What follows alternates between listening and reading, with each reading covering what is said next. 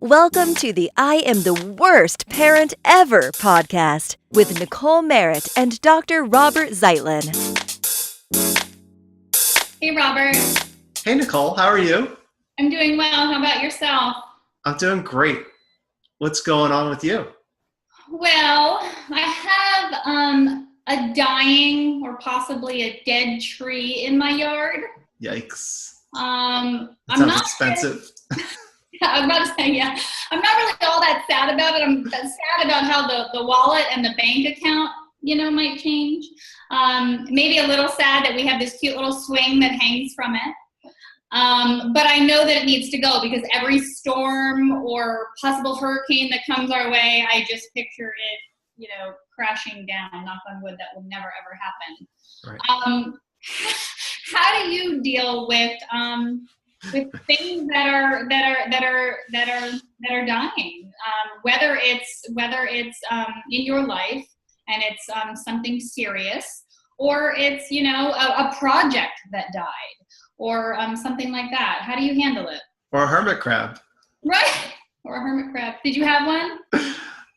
We've had hermit crabs over the years, yeah. So sadly, none of them are still with us. I don't know how that works that way, but. Were they your pet or your child's? Oh, child's. Yes. Yeah. Yes. I don't think I knew about hermit crabs growing up. Maybe. I don't know. Goldfish. There are a lot of fish. A lot of fish passed through our house growing up. Yeah. We're pretty sure that the dog barked the fish into jumping out of the tank at some point, but maybe it's because we overfed them or we heated up too much. I don't know. You can't leave kids responsible for fish. It's not good. It couldn't have been your fault. It had to be the dog. Yeah, we just found the fish lying there, had to get out of the water somehow. I don't know. Hey, Robert, do you see what we're doing here? What are we using to talk about grief? We're talking about animals, Nicole. We're using our humor. That's true. It's kind of my go-to when things happen that I either feel uncomfortable about or that I feel despondent about. Does it tend to be yours as well? Sure. Yeah, I think humor and avoidance. I think they're two go-tos. I think it's hard as parents sometimes. We have kids around and we're trying to manage our own stuff and then manage what their reaction is. So sometimes I think maybe as parents we kind of hide behind the fact that, we don't have time to do that right now, so I'll deal with that later.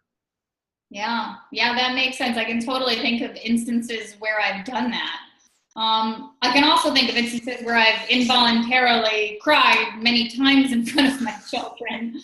Can I ask you, as either, let's hear both, your personal take on crying in front of your children, and then your expert and professional take on it? Are they different?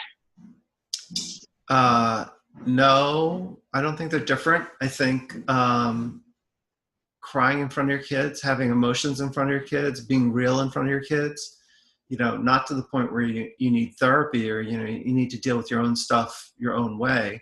But that's different from hiding it behind a curtain, dealing with all your own stuff and then coming out and being all made up and everything's fine for your kids. I don't think that serves your interest or your kids. I think they're still wondering what happened behind the curtain because they're not deceived that nothing was happening there. Right.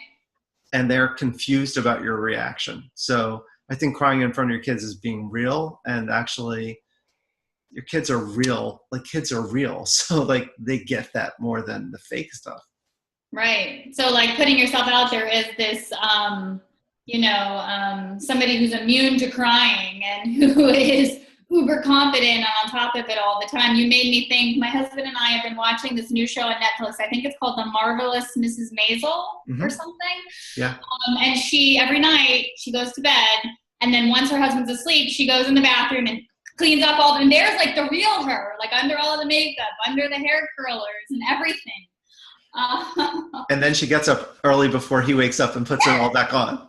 Yes, so it's as parents we do that sometimes, for our children, and like you said, that's so much more, in my opinion, and I think in your opinion, damaging than just being your authentic self and screwing up and looking a hot mess sometimes. Yeah, but there's some, I guess, what's the internal message that says you're not supposed to be doing that? Like that's somehow damaging your kid. Right. I don't know. I think or is it just we're embarrassed about it and it's not really about our kids at all?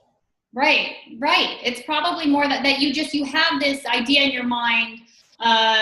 You're this, uber strong, confident, never going to let me get down, sort of person and parent and woman and man and human being.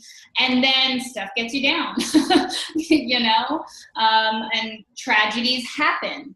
And then you're faced with what do I do? But I think it's okay. It's the same reason I think it's okay for your parents, for parents to occasionally fight in front of their kids, not physically fight, but to have arguments, because your kids see real stuff happening, and then you can discuss it. And they also see you having a sad moment, but pulling yourself out of it. Because they're going to feel sad at some point, and if they've never seen you sad and come back from it, they don't know how to do that. You're their example for that. Right, or they think it's abnormal, or somehow like in that show, like if those kids wake up and they see mom, like the only time mom isn't made up is between like midnight and 6 a.m. Like, are they going to grow up and think, well, people are supposed to be made up? Like people are supposed to not cry. People are supposed to like not fight. Like. What's your goal for raising your kids? It's not consistent with any goal I had for raising our kids. Like, want to raise independent kids that have a full range of experience so they know how to deal with stuff. Like how are they going to grow up and deal with stuff if they never see stuff?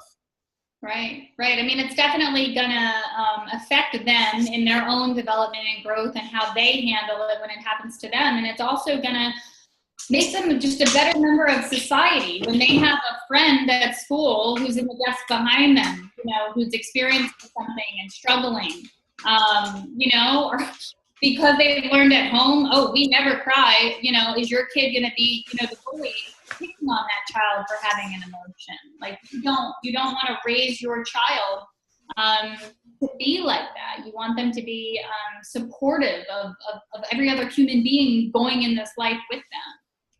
Right. Like if that was the old school way that no one ever showed emotions and no moms were ever not made up and like moms never worked and like, and you're that one family that's out of the norm, then your kids can be confused, but we're not in that world anymore. Nowadays, like kids are going to be confused if they don't see emotions. Like they see so many examples of it. Like why would their parents be immune from that one thing that they see all over the place? Right. And that's probably why we are drawn into I'm drawn into the This Is Us, the Parenthood, the Affair, the Billions, that show, like all these shows, because you just see emotion in real life happening. And I think it's the same reason our kids enjoy, Peppa Pig, and this one's crying and this one's doing this, is because they're seeing all these things that kind of happen in real life playing out and characters having feelings and they're being, the world's a lot more boring when you're hiding all the realness of it. Right. It's clean and simple and no, but that's not the way life is now. And so we're kind of limiting our exposure that we're supposed to be exposing our kids to, but it's hard. Let's be honest. It's hard to cry in front of your kids. It's hard to like fight in front of your kids to resolve and you said before, you have 3 kids at 3 different ages. They understand it at different levels. Like what is mom breaking down and crying about this or that mean to a 2-year-old or to a 7-year-old? Like they put it in different context. What experience do they have that goes with it? Right. And then with older kids, do you find that you want to hide it more now that they're older because they understand it more and will ask more questions about it and have more opinions on why you're crying? Do you find that that's different? I think it's definitely different. The level of conversation is very different. And at my kid's age, around 20, they're telling you now, they're going back and telling you what they saw and what they didn't, what they saw that you thought they didn't see or they didn't understand. Right. And like, it's a totally different ballgame. Now you're processing the things that happened. My mom passed away a few years ago, and like, what was going on with me, what was going on with my sisters, as we were processing that. Like, what sense did my kids make of that? What sense did my kids make of their own feelings around this? Like, why should I be feeling this a year later, 2 years later? Like, how does grief work? Like, all of that stuff. It's a real, it's a whole, it's a big discussion now, obviously at their age. It's harder when kids are little, but it's also simpler when kids are little. Like, they go through transitions all the time. Things are changing all the time for kids. And whether you want to call it grief, like losing a grandparent, or you want to call it grief, like having to leave a teacher and go on to second grade, like those are moves. These are the biggest moves our kids have ever made. So there's a loss and moving on and grieving and adapting to that they have to figure out how to do too. Yeah, and you're their example for that, and I don't think that means that you put on the makeup and mask what you're feeling. I think that you feel it, and then you find a way to move forward, or to use it, or be inspired by it, or to change because of it. But I think it's good for them to learn that grief looks different for everybody. Just because I'm smiling doesn't mean I don't care about a loss that I have. Smiling makes me feel good, and I know that the person I lost wants me to be smiling, so I have no reason not to. But for some people it's different, and it's being accepting of everybody's time frame, which is, it's not always going to be the same. And it's confusing. And I think it's confusing to kids, but I think it's confusing to adults too. Everyone's time frame is definitely not the same. And people grieve or deal with stuff in different ways. Some use humor, some find the funny in it, even in the darkest moments. That's just a way of like sort of balancing things out. Some Right. people cry at unexpected times. You cry at a commercial because it reminds you of your mom, and you're thinking of, it's like, what is that about? And if our kids don't have some context to put that in, it's all just randomly confusing stuff. Right. I'll tell you, so I don't know why I had the genius idea to get fish, but I did. And I was like, beta fish. I was like, oh, it'll help teach some responsibility, and they'll take care of it. And, I had to take care of it because I wouldn't let them take care of it, because then there would be a mess and, the whole shebang. So I wrote about it that I killed my daughter's fish. I know. Nice work. Thank you. I know when I put the water in, I put it in way too cold, and Mr. Fish, but I didn't want to take the time. I didn't have room temperature water. So I just put in the cold water and prayed for the best and hoped for the best. And he went belly up right away. And I was so worried that my daughter was going to be so incredibly upset and mad at me. And I just, like, my husband couldn't understand why I was so, like, my belly was hurting. Like, I wanted to vomit. I felt so horrible. And she didn't really like have a reaction or care as much as I thought she would. So again, you get surprised by grief sometimes, but they didn't, she didn't really have that connection with the fish, so it wasn't there. But I had totally eaten myself up about it all day, up until the point where I had to tell her. Yeah, I think for kids, sometimes it's beautifully simple. It's just so, like, we get caught up in all the details. Excuse me, sorry. And I can remember a couple times when there was a big change at school, like a principal left suddenly, or there was something going on and a teacher had to change. And we just really, you get that letter home from school, and this is how your kids will deal with it, and the counselors and everyone. And the kids are like, yeah, they left. Like, this happened and that happened. And Right. Then, like, what's for dinner? Like, they're moving on. Right. And I mean, I think that, you would think, like, your first thought is, when somebody processes grief that fast, is they didn't care, or, it wasn't a big deal to them. And that's not the case. Like, we will still talk about the members of our family, and Big Fish, which was his name, they're like, she'll readily say, like, well, he's still a part of our family. But she does care. It is there. So it's not to assume that because you don't see somebody feeling sad about a loss or a tragedy every day, that it didn't affect them. Right. And not to be too like educational or clinical about this, but it's worth it for parents to look up and understand where kids are and understanding what happens to people when they die. Like there's a whole sort of developmental process where little kids look at it in a different way. You know, people don't go away, they're still there. Or, you know, like how do they process, what do they think, and what sense of it can they make at 5 or 7 or 12? You know, it's a different thing depending on where they are developmentally, and it's worth looking up and having some information on that. Right. No, I'm totally with you. I mean, in my house, and everybody does it differently. The way I do it is we like to live like whoever we have lost is still very much present. Like they've got a little screen and they're watching everything happen. If we ever want to be like, hey, up there, we'll do it. Like we will literally like talk and like be goofy and be like, you know, happy birthday. But it brings us joy. Like it makes us feel at peace. And to some, that's very strange.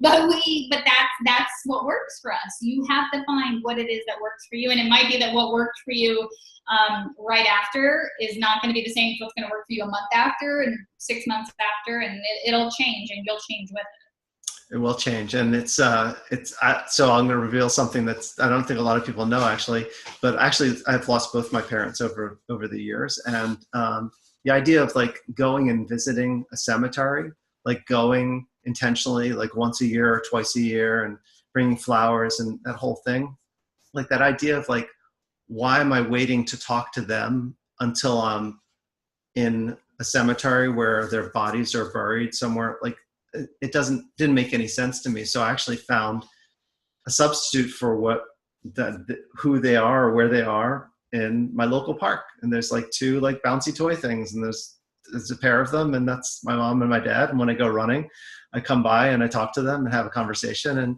you know, they're all around, just like you said, looking on the screen or sitting up in their favorite couch or their favorite, you know, lazy boy. And it's like, why not? You know, they're just as present in your life now as they were then. They just happen not to be here physically doing that. Right. And so it doesn't really matter if they're, you know, these bouncy toys at the park, or they're stones above some holes in the ground where their bodies were buried, or like this is the kind of flexibility and the kind of lightness that you can bring to your kids that really probably will help them with transitions like this. So next time I see that man that's childless at the park talking to the monkey bar. Yeah, no, you still need to walk away. Okay. No, I totally get what you're saying, and we have the same similar view on this. I mean, I can hear in the exact tone, using the exact words, you know, that my loved one would talk to me. I totally hear it. You know, I can do something and be like, you know, Nick, why'd you do that? Like, you know, I can totally hear it and play it back and like have this whole conversation. So I think far too many people think that, think that that's weird or that that's strange or that they can't do that. But I'll tell you, there's a whole bunch of people out there like you and me who have had the experience, and there's nothing weird about it. It's very, it really helps. It's soothing.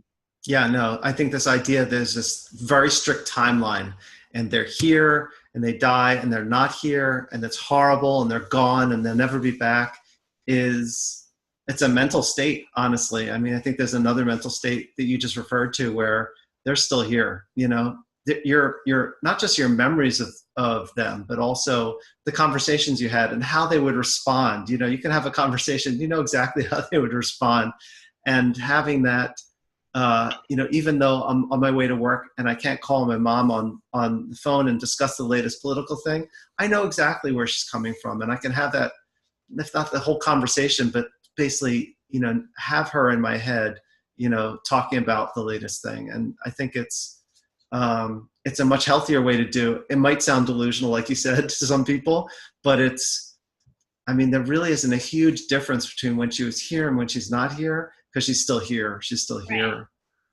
And not just theoretically, like really the memories are very strong.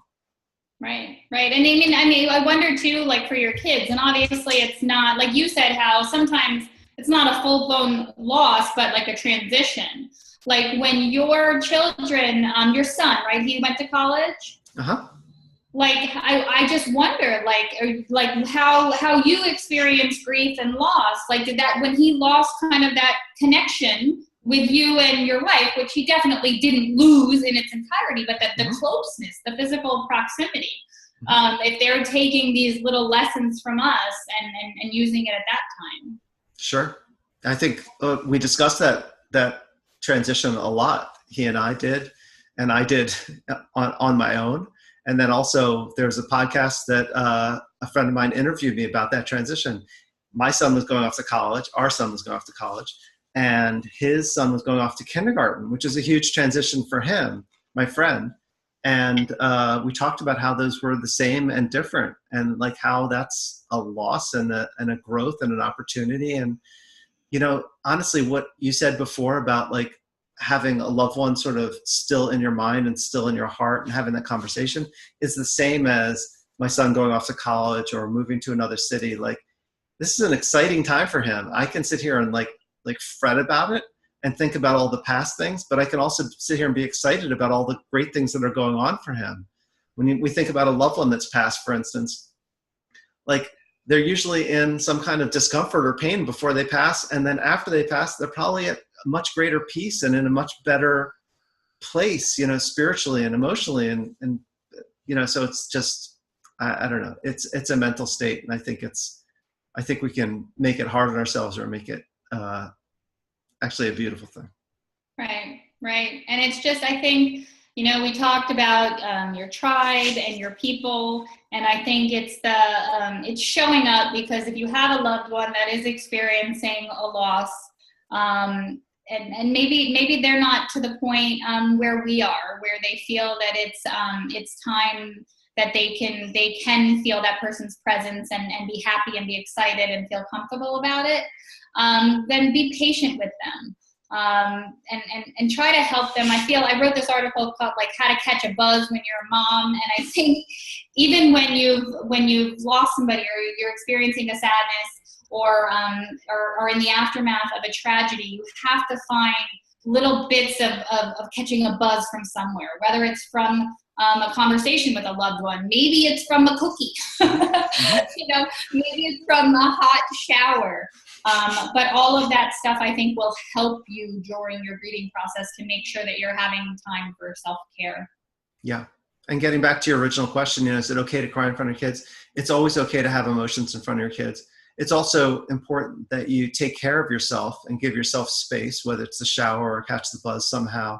But you want to make sure that you're not playing this out on your kids. Your kids aren't your therapist, but like if you need help from a friend, from a therapist, from a past, there are lots of different places to get help. You need to take care of yourself so you can be available and take care of your kids. And that's not erase the feelings and cover them up, but it's actually deal with them so that you can have them in front of your kids and not put it on them, and be able to listen to them and be present for them. Yeah. It's so important to I don't know, to find the humor in life's hardships, because goodness knows there's going to be so many of them. So you got to find a way to survive it, and we're here to help you do that. Yep. Great talking to you, Nicole. Thank you for listening to the I Am the Worst Parent Ever podcast. Don't forget to subscribe so you won't miss an episode.